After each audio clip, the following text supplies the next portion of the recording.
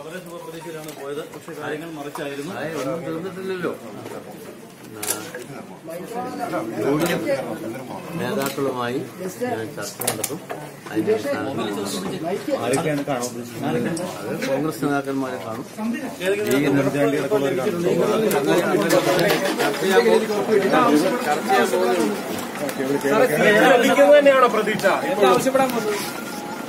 എല്ലാം ശുഭമായി പര്യവസാനിക്കും എന്ന് ഇടുക്കി മത്സരിക്കാനുള്ള സാധ്യതയുണ്ട് സാറേ.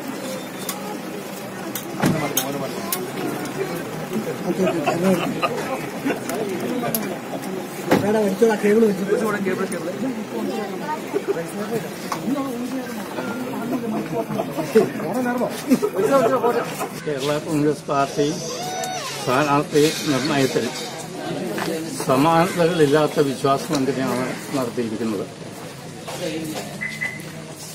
ഈ പാർട്ടിയിൽ സാധാരണഗതിയിൽ പാർലമെന്ററി പാർട്ടി യോഗം കൂടി ആണ് തീരുമാനം എടുക്കാറുള്ളത്. Kerala Congress party parliamentary party യോഗത്തിൽ പി.ജെ. ജോസഫ് സാറിന്റെ സ്ഥാനാർത്ഥിത്വം അംഗീകരിച്ചതാണ്. അതിന് വിഘാതമായി എടുത്ത തീരുമാനങ്ങൾ വിശ്വാസഭംഗിനെയാണ്. പൊതുപ്രവർത്തന രംഗത്ത് നിൽക്കേണ്ട ചെറുപ്പക്കാരായിട്ടുള്ള രാഷ്ട്രീയ നേതാക്കന്മാർ വിശ്വാസ്യതയും സത്യസന്ധതയും വിവേകവും മാന്യതയും പുലർത്തുക എന്നുള്ളത് വളരെ അത്യാവശ്യമുള്ള കാര്യമാണ്. സ്ഥാനാർത്ഥി നിർണയവുമായി ബന്ധപ്പെട്ട വിഷയങ്ങൾ പാർട്ടി വർക്കിംഗ് ചെയർമാൻ UDF നേതാക്കന്മാരുമായിട്ട് ചർച്ച ചെയ്യുന്നുണ്ട്. ആ ചർച്ചയുടെ അടിസ്ഥാനത്തിലാണ് തീരുമാനങ്ങൾ എടുക്കുന്നത്. അദ്ദേഹം തിരുവനന്തപുരത്ത് UDF നേതാക്കന്മാരുമായി ചർച്ച ചെയ്യും. വളരെ വിവേകത്തോടു കൂടിയുള്ള തീരുമാനം UDFന്റെ നേതൃനിരയിൽ നിന്നും ഉണ്ടാകും എന്നുള്ള പ്രത്യാശ ഞങ്ങൾക്കുണ്ട്. അതുമാത്രമാണ് ഈ അവസരം. ചർച്ച നാളെയാണ് വെച്ചിരിക്കുന്നത്. ഈ ചെറുപ്പക്കാരെ വിശ്വാസം ജോസ് കെ മാണിയാണ് ഉദ്ദേശിച്ചത്. അത് പാർട്ടി നേതൃത്വത്തിലെ ചെറുപ്പക്കാരായിട്ടുള്ളവർ എല്ലാവർക്കും ബാധകമായിട്ടുള്ള കാര്യമാണ്. ഇപ്പോഴും സ്ഥാനാർത്ഥിത്വം ലഭിക്കുമെന്നുള്ള വിശ്വാസത്തിൽ തന്നെയാണ്. സ്ഥാനാർത്ഥിത്വമല്ല ഇവിടെ പ്രധാനപ്പെട്ട വിഷയം. പാർട്ടി അവലംബിക്കുന്ന പൊതുവായിട്ടുള്ള ചില ധാരണകളുണ്ട്. കാലാകാലങ്ങളായിട്ട് കേരള കോൺഗ്രസ് പാർട്ടിയുടെ തീരുമാനങ്ങൾ ആദ്യം എടുക്കുന്നത് പാർലമെന്ററി പാർട്ടി യോഗത്തിലാണ്. അതിനുശേഷം അവിടെ ഉണ്ടാകുന്ന ധാരണകൾ സ്റ്റിയറിംഗ് കമ്മിറ്റിയിൽ അവതരിപ്പിക്കും. ആ സ്റ്റിയറിംഗ് കമ്മിറ്റിയിൽ അവതരിപ്പിക്കുക എന്നുള്ളത് ഒരു ചടങ്ങ് മാത്രമാണ്. പൊതുവായ കാര്യങ്ങളിലെല്ലാം തന്നെ മുൻപ് അങ്ങനെ തന്നെയാണ് തീരുമാനമെടുത്തിട്ടുള്ളത്. ആ വിശ്വാസത്തിന്റെ പേരിൽ തന്നെയാണ് പാർട്ടി ചെയർമാനെ ഈ കാര്യങ്ങൾ പ്രഖ്യാപിക്കുന്നതിന് വേണ്ടി ചുമതലപ്പെടുത്തിയത്. ഇതിൽ മുമ്പ് മറ്റു കാര്യങ്ങളിലൊക്കെ തീരുമാനമെടുക്കുമ്പോൾ ചെയർമാനെയും വർക്കിംഗ് ചെയർമാനെയാണ് ചുമതലപ്പെടുത്തുന്നത്. ഇവിടെ ചെയർമാൻ സ്ഥാനാർത്ഥിയായിട്ട് വരുന്ന ഒരവസരത്തിൽ പാർലമെന്ററി പാർട്ടി യോഗത്തിലെടുത്ത ധാരണയുടെ അടിസ്ഥാനത്തിൽ അത് പ്രഖ്യാപിക്കുന്നതിന് വേണ്ടിയാണ് ചെയർമാനെ ചുമതലപ്പെടുത്തിയത്. അതിൽ നിന്ന് വിഘാതമായിട്ട് ഏത് തരത്തിലുള്ള തീരുമാനം വന്നു എന്നുള്ളത് ആശ്ചര്യജനകമാണ്.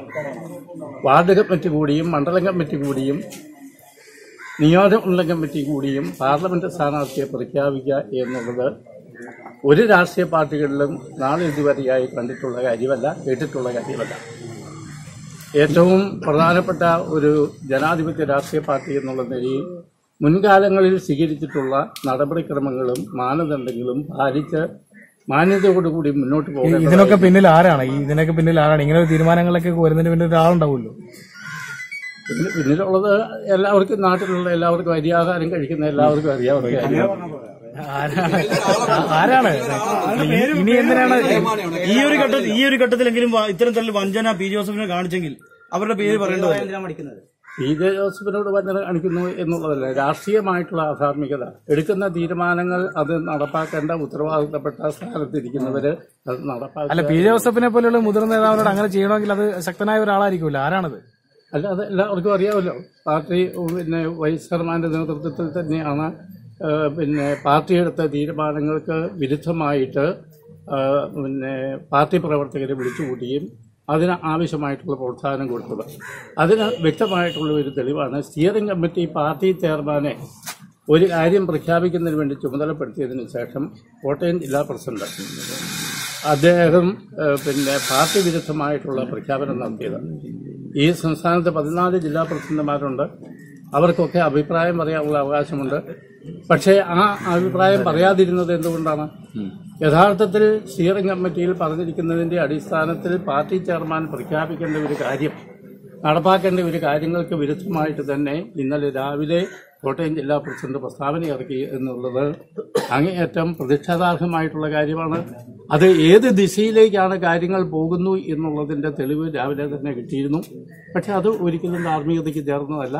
അത് ഒരു പൊതുവായ മാനദണ്ഡം. പാർട്ടി വൈസ് ചെയർമാൻ അങ്ങനെയെങ്കിൽ പാർട്ടി വിരുദ്ധ പ്രവർത്തനമല്ലേ നടത്തിയത്? ഒരു നടപടി വേണ്ടേ?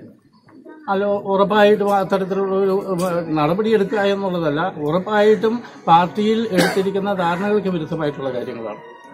അക്കാര്യത്തിൽ യാതൊരു സംശയമില്ല. കാരണം ഇതിനു മുമ്പ് എടുത്തിരിക്കുന്ന രാജ്യസഭാ സീറ്റ് വന്നപ്പോൾ എടുത്ത തീരുമാനങ്ങൾ, അതിനു മുമ്പ് പാർലമെന്റ് സീറ്റിൽ രാജിവെക്കുന്ന സമയത്ത് എടുത്ത തീരുമാനങ്ങൾ, കേരള കോൺഗ്രസ് പാർട്ടിയുടെ യോജിപ്പിന് ശേഷം എടുത്ത എല്ലാ തീരുമാനങ്ങളും ചെയർമാനും വർക്കിംഗ് ചെയർമാനുമായിട്ട് ആദ്യം ആലോചിക്കും. പാർലമെന്ററി പാർട്ടി യോഗം കൂടി ആലോചിക്കും. അവിടെ എടുക്കുന്ന തീരുമാനങ്ങൾ സ്റ്റിയറിംഗ് കമ്മിറ്റിയിൽ അവതരിപ്പിക്കും. അല്ല, ഇതിപ്പോ PC ജോർജ് പറയുന്നത് നിഷ ജോസ് കെ മാണിയാണ് ഇതിന് പിന്നിൽ. ആ വിഷയമൊന്നും നമുക്കറിയത്തില്ല. നമുക്ക് രംഗത്തില്ലാത്ത ആൾക്കാരെ പറ്റി നമുക്ക് സംസാരിച്ച സമയം കളയേണ്ട കാര്യമില്ല. അത് നമുക്കറിയത്തില്ല. നമ്മൾ ആ വിഷയങ്ങൾ ഏതായാലും പാർട്ടിയുടെ ഔദ്യോഗിക നേതൃത്വം വ്യക്തമായിട്ടുള്ള നിർദ്ദേശം കൊടുത്തതിന്റെ അടിസ്ഥാനത്തിലാണല്ലോ. വാർഡ് കമ്മിറ്റി ആണെങ്കിലും മണ്ഡലം കമ്മിറ്റി ആണെങ്കിലും ആൾക്കാർ വന്നിട്ട് ഒപ്പിട്ട് കൊടുക്കുന്നു. അപ്പം അങ്ങനെ ചെയ്യാൻ പാടില്ലാത്തതാണ്. കാരണം സ്റ്റിയറിംഗ് കമ്മിറ്റി കൂടിയതിനു ശേഷം തൊട്ടു പിന്നാലെ കേരളത്തിലെ പല ജില്ലാ പ്രസിഡന്റുമാരെയും വിളിച്ച് അന്ന് തന്നെ ഒപ്പിടിക്കുകയും പ്രതിഷേധത്തിനുള്ളതായ സാഹചര്യം. ജോസഫ് സാറ് കോട്ടയത്ത് ഏത് സാഹചര്യത്തിലും മത്സരിക്കുന്നതിനെ പറ്റി നിങ്ങളുടെ അഭിപ്രായം എന്താ? ഇതിപ്പോൾ അദ്ദേഹം ഈ സംസ്ഥാനത്തെ ഏറ്റവും മാതൃകാപരമായി രാഷ്ട്രീയ പ്രവർത്തനം നടത്തുന്ന നേതാക്കന്മാരിൽ ഒരാളാണ്. വളരെ വിവേകത്തോടു കൂടി ആലോചിച്ച് രാഷ്ട്രീയ പ്രവർത്തനം നടത്തുന്ന ഒരു നേതാവാണ്. ആ നേതാവ് അങ്ങനെ വികാരപരമായിട്ട് എടുത്തിയാൽ ഒരു തീരുമാനത്തിലേക്ക് പോകില്ല. അതൊക്കെ UDF നേതാക്കന്മാരുമായിട്ട് ആലോചിച്ച് വളരെ ഉത്തരവാദിത്വത്തോടു കൂടിയ തീരുമാനമെടുത്തിയുള്ളൂ.